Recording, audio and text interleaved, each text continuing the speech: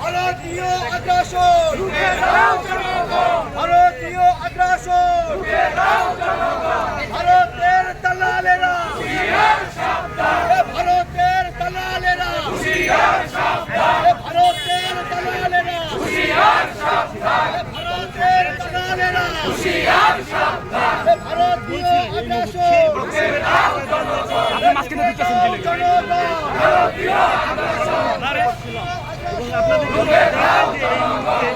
ভারতীয় যে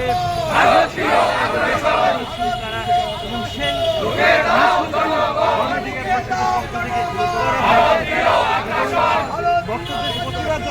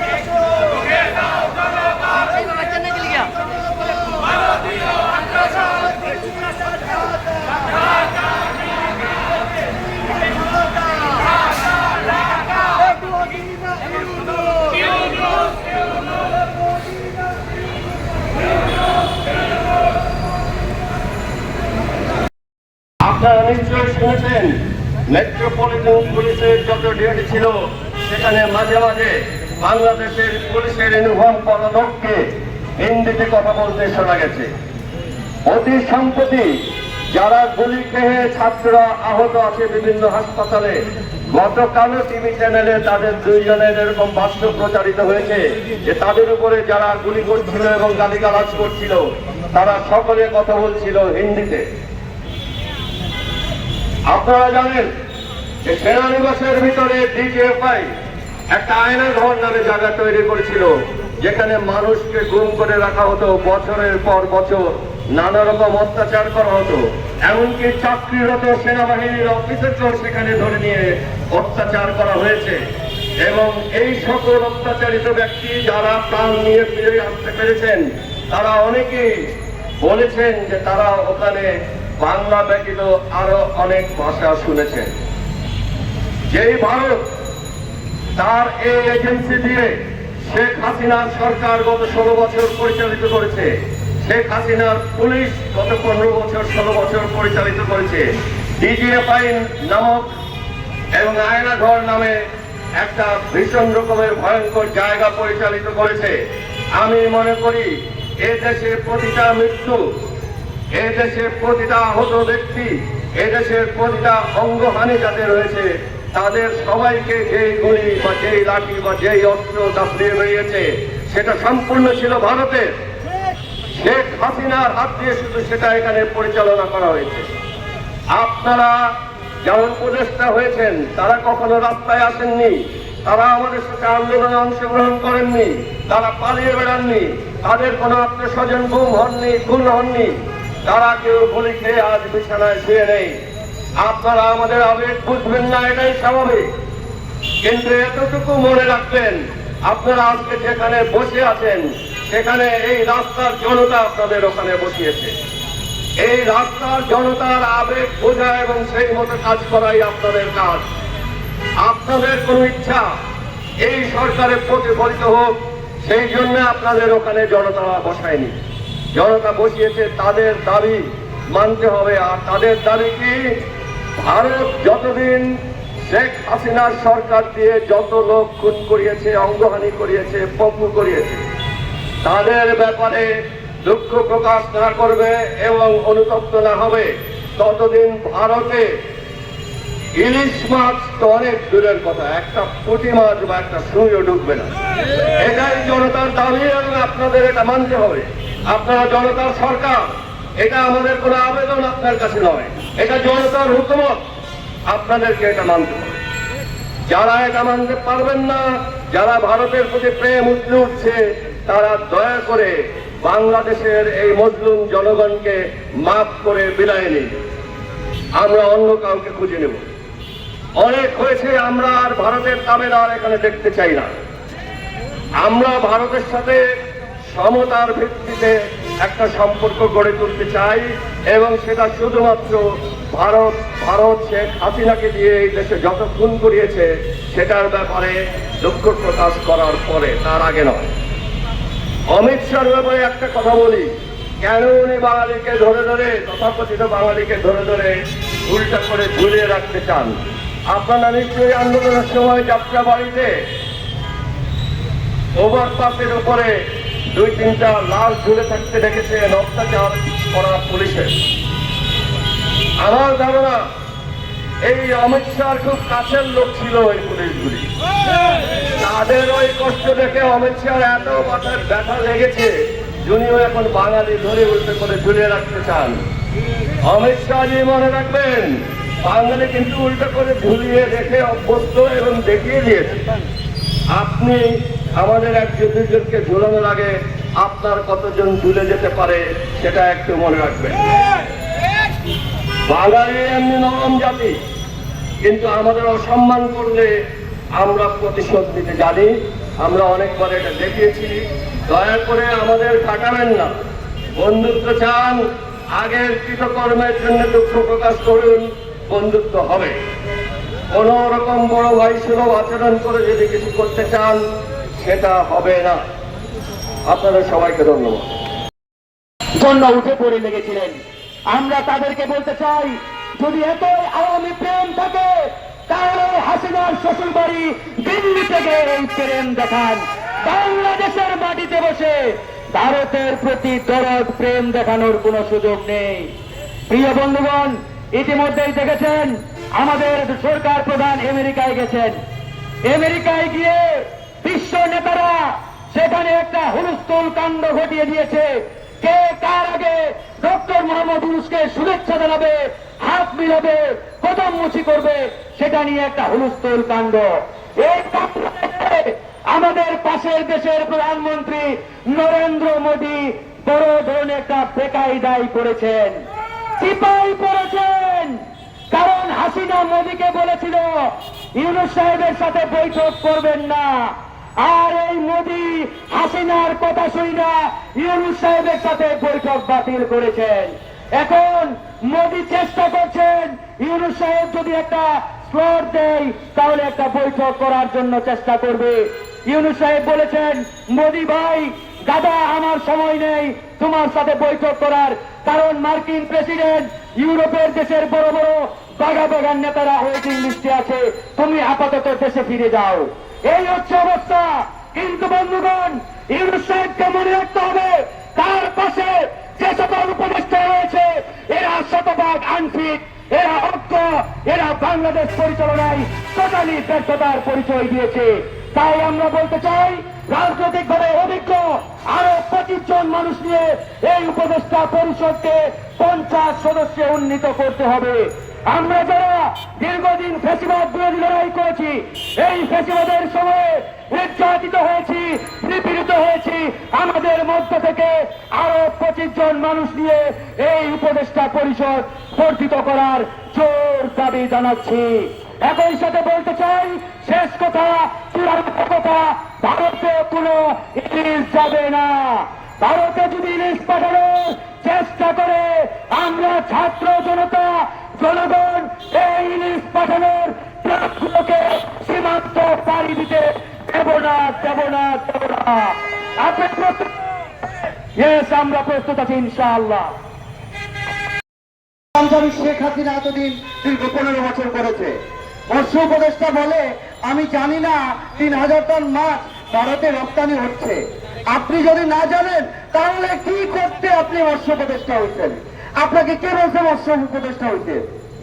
আমরা আপনাদেরকে উপদেষ্টা বানাইছি, আমরা আপনাদেরকে ফেলে দিতে পারবো কয়েক রহমায়। ভুলে যাবেন না, হাসিনার মতো সৈন্য শাসককে যদি সরাতে পারি, আপনাদের মতো উপদেষ্টা যারা আছেন, যারা ভারতের প্রতি লুতুপুতু ভাব নিয়ে চলছেন, সেই লুতুপুতু ভাব নিয়ে টিকে থাকতে পারবেন না। খুব সাবধান, খুবই সাবধান। সবাই ভালো থাকবেন এবং ভারতের তোষামত করা বন্ধ করবেন। বছরে রাজপথে থেকে আন্দোলন চালিয়েছে, আজকে সেই ভারতের পক্ষে কথা বলে, আজকে সেই ভারতে ইলিশ মাছ পাঠায়। একজন উপদেষ্টা বলেন এতে নাকি আমাদের সুনাম হয়েছে, আর একজন বলেন আমাদের পাপ বিনিময় হয়েছে। উপদেষ্টা মন্ডলকে আমি জানাতে চাই, যদি আপনারা ভারতের সরকার হয়ে থাকে ওই ভারতে চলে যান, আর নয় যদি ছাত্র জনতার 15 বছরে এই রাজপথ থেকে আন্দোলন চালিয়েছে, জীবনের হুমকি পেয়ে রাজপথ ছাড়ি নাই, যদি প্রয়োজন হয় আপনাদের বিরুদ্ধে আবার রাজপথে নামবো, কিন্তু বাংলাদেশের স্বাধীনতার চেতনা যাতে অক্ষুণ্ণ থাকে তার বিরুদ্ধে আমরা তার পক্ষে লড়াই করে যাব। আগামীতে আপনারা ইলিশ মাছ বন্ধ করেন, ওই ভারতের রাজনীতি বন্ধ করেন, এবং আপনারা প্রতিবাদ জানিয়েছেন ওই অমিত শাহ খুনি যে মোদী ছিল তার মন্ত্রিসভার তাকে যেভাবে আমাদের বাংলাদেশের মানুষকে কাটা করে উপর করে ঝুলিয়ে রাখার জন্য বলেছে, তার বিরুদ্ধে আমাদের একবারে সোজা বক্তব্য, পরিষ্কার বক্তব্য। তাকে আপনারা প্রতিবাদ জানান এবং ভারতের যারা এখানে অনুপ্রবেশকারী আছে পারলে তাদেরকে ধরেও আমরা উঠিয়ে রাখবো। প্রিয় বন্ধুরা, এখানেই আমি শেষ করছি। আগামীতে যদি আমাদের এই গণ অধিকার যদি থেকে আমাদের ডাক আসে, রাজপথে দাঁড়িয়ে আমরা এর প্রতিবাদ জানাবো। বাংলাদেশ জিন্দাবাদ, গণ অধিকার জিন্দাবাদ, বাংলাদেশ লেবার পার্টি জিন্দাবাদ। হলো সত্য যে এই সরকার ক্ষমতায় আসার পর থেকে আমাদের জনগণ দেখছে ওনারা কি করছেন। রক্ত দিয়ে কিনা স্বাধীনতা ওনারা কিভাবে রক্ষা করছেন নাকি ভুলণ্ডিত করছেন। ইলিশ মাছের কথা সবাই বলছেন, ইলিশ মাছ উপদেষ্টাদের টেবিলে পাওয়া যায়। ইলিশ মাছ ভারতের দালাল রক্ষিত সেনাবাহিনী, রক্ষিত সচিবালয়ের সচিবদের প্লেটে পাওয়া যায়। কিন্তু আমার রিক্সাওয়ালা, আমার দিনমজুর, আমার ছাত্র ভাই, আমার সাধারণ ছাত্র ভাই বন্ধের প্লেটে ইলিশ মাছ উঠতে পারে না আজকে 16 বছর ধরে। আমরা আশা করেছিলাম জনগণের চাহিদা অনুযায়ী ইলিশ মাছ জনগণকে সস্তায় খাওয়াবে, তারপরে আপনি কোন দেশে রপ্তানি করবেন, কোন দেশে রপ্তানি করবেন না সেটা সিদ্ধান্ত নেবেন। কিন্তু সেই মাননীয় উপদেষ্টা আসিফ নজরুল সাহেব, আপনি 500 টন ইলিশ রপ্তানির জন্য আওয়ামী লীগের সমালোচনা করেছিলেন, আমরা সবাই সমালোচনা করেছিলাম। কোন আটকেলে আপনি জনগণের পারমিশন না নিয়ে, আমরা আন্দোলনকারীদের অনুমতি না নিয়ে আপনি 3000 টন ইলিশ ভারতে রপ্তানি করলেন? তাহলে জনগণ কি বুঝে নেবে? জনগণ কি শুধু হাসিনাকে ভারতের গোলাম মনে করবে, নাকি রক্ত পাওয়া স্বাধীনতার উপদেষ্টাকেও গোলাম মনে করবে? এই আলোচনা স্পষ্ট জবাব উপদেষ্টাদেরকে দিতে হবে।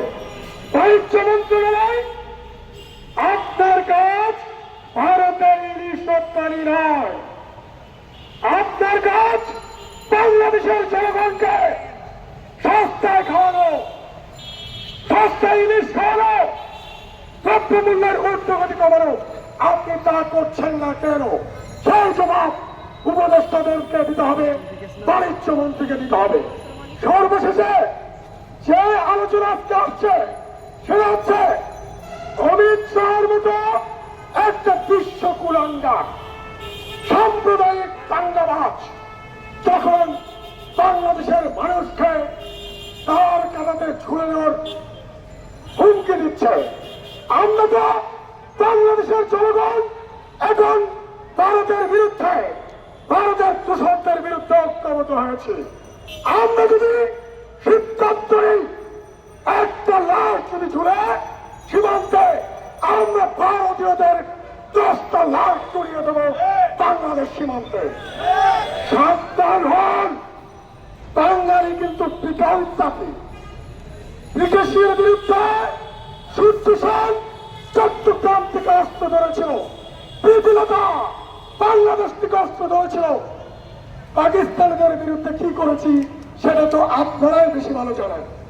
যদি ভারত যদি তার আগ্রাসনবাদিতা, সাম্রাজ্যবাদিতা, তার অর্থনৈতিক আগ্রাসন, রাজনৈতিক আগ্রাসন, ভূরাজনৈতিক আগ্রাসন, সামুদ্রিক আগ্রাসন, সকল আগ্রাসন বন্ধ না করে, সীমান্ত আগ্রাসন বন্ধ না করে, পানি আগ্রাসন বন্ধ না করে ভারতকে কেটে 100 টুকরা করার জন্য বাংলাদেশের জনগণকে আহ্বান জানাচ্ছি, প্রস্তুতি নেওয়ার আহ্বান জানাচ্ছি। সর্বশেষে বলতে চাই, মাননীয় সরকার প্রধান, মাননীয় সরকারের উপদেষ্টাগণ, রক্তের দাগ এখনো শুকায় নাই। এখনো এক শহীদি বাবার সাথে দেখা করে আসলাম, রক্তের দাগ এখনো শুকায় নাই। আপনারা যারা ভারতের অনুচর হিসেবে, উপদেষ্টা হিসেবে কাজ করছেন, আপনারা যারা সচিবালয়ে ভারত এবং আওয়ামী লীগের দালাল হয়ে কাজ করছেন, তাদেরকে সাবধান করে দিচ্ছি, যেভাবে গণভবন আমরা উড়িয়ে দিয়েছিলাম সেটা মনে রাখবেন। ধন্যবাদ।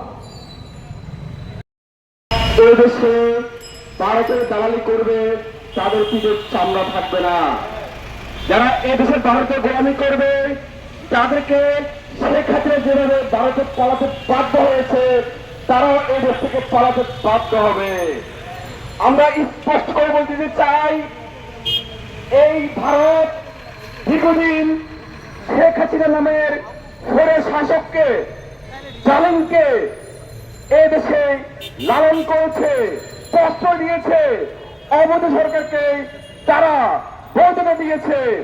মনে রাখতে হবে, মনে রাখতে হবে, যারা শেখ হাসিনার মতো সরকারকে বৈধতা দিবে, প্রশ্রয় দিবে, ভারতের মন খুশি করার চেষ্টা করবে, তাদেরকে শেখ হাসিনার মতো এই দেশ থেকে পালাতে বাধ্য করবো আমরা। আমি দুটি করে শেষ করব।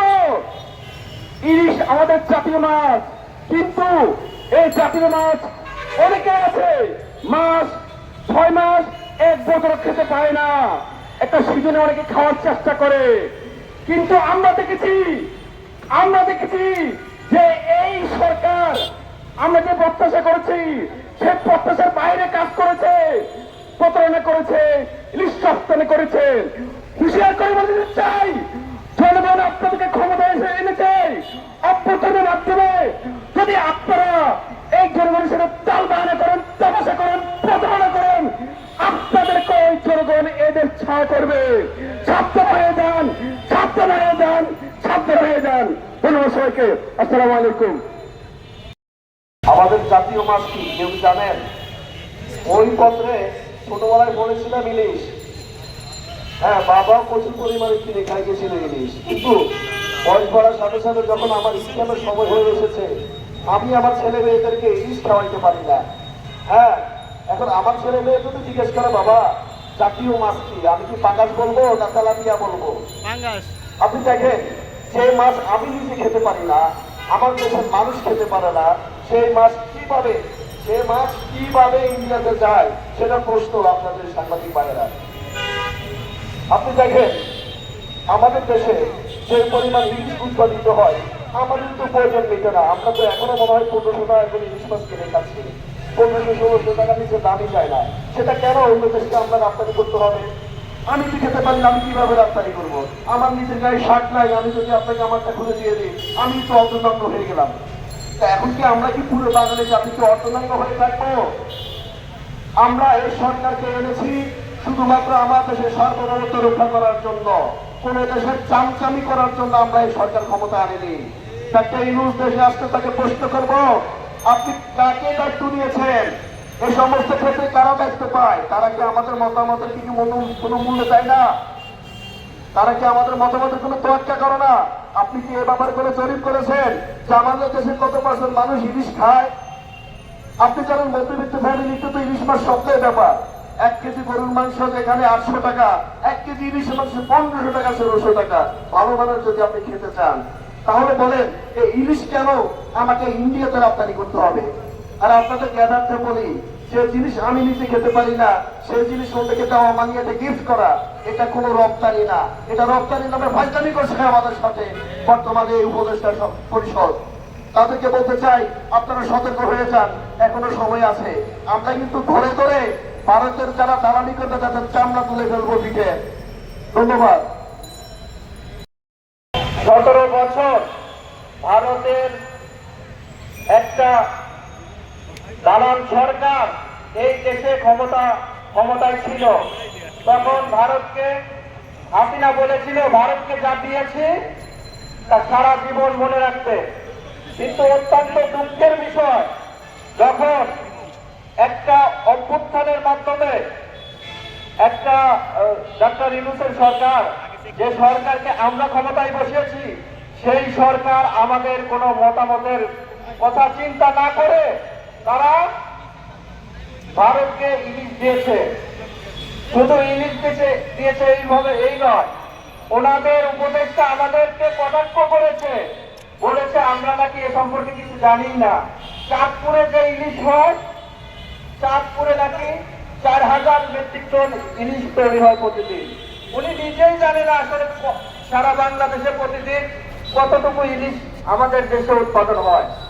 সংগ্রামী সাথী ও বন্ধুগণ, সংক্ষেপে বলতে চাই, ভারতীয় যে আগ্রাসন চলছে, পানি আগ্রাসন সহ সাংস্কৃতিক আগ্রাসন, সকল আগ্রাসন রুখে দিতে সবাইকে আবার ঐক্যবদ্ধভাবে রাজপথে থাকার আহ্বান জানিয়ে আমি আমার সংক্ষিপ্ত বক্তব্য শেষ করছি।